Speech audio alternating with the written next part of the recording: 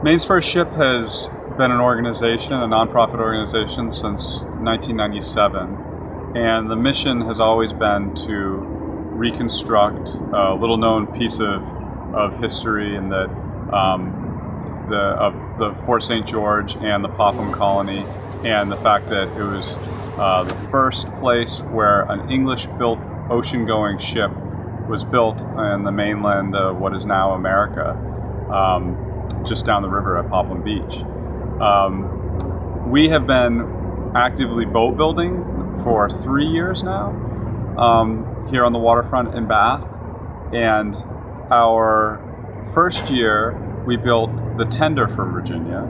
We had about a dozen high school students work with myself and Will West, and we constructed this, the Jane Stevens. She's an 18-foot shallop, and she will be the tender for the Virginia. But it's a boat that they would have used to explore the river and to use basically as we use a workboat nowadays. Last summer, we again had a group of about 14 high school students and 2 shipwrights and myself, and we constructed a temporary bow shed in which we will construct the Virginia inside of. It's on a piece of property between the river and a historic freight shed. The freight shed is the building that we're using as a shop, and then we'll construct the Virginia in this bow shed. As far as progress on the project last season, we did construct the keel and the stem, and we did 4 frames, and it's double sawn, foot-up construction, trunneled together. And we did the largest of the frames, the midship bends.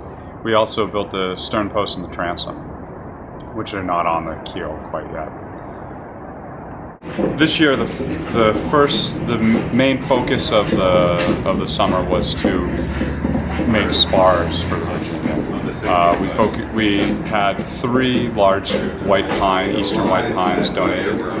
One came from Sebasco in Phippsburg, donated by Ormond Hines, and the other 2 came from North Woolwich by the Tim and Gayla Teague. And those were interesting because they were harvested on their property. They felled them into Chops Creek, and on a very high tide this spring we floated them out of Chops Creek, and then on an outgoing tide we floated them into the city on the river.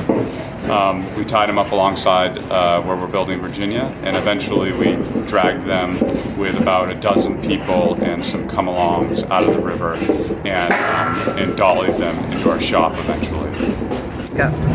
The first step in the process was to figure out which logs would be best used for each of the spars. Virginia has, I believe, 11 spars, and they all have different dimensions, and we wanted to get the most out of each log that was donated. So we started with the biggest that we could possibly get, and then we worked down from there. The log that came from Phippsburg was large enough that we could use it for the mainmast, which is an excellent thing, and that's under construction right now. The other 2 logs were smaller.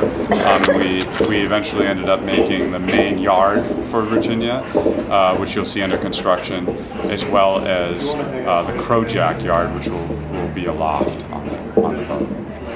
Decided to work on spars this year to give our students a variety of skills, since they had already built, most of our students are returning to the boat building program, and they had already built frames and had an idea of the lofting process and pushing the big pieces of white oak through the ship saw. So we wanted them to work on making a piece of wood round, and we decided to go with building the spars.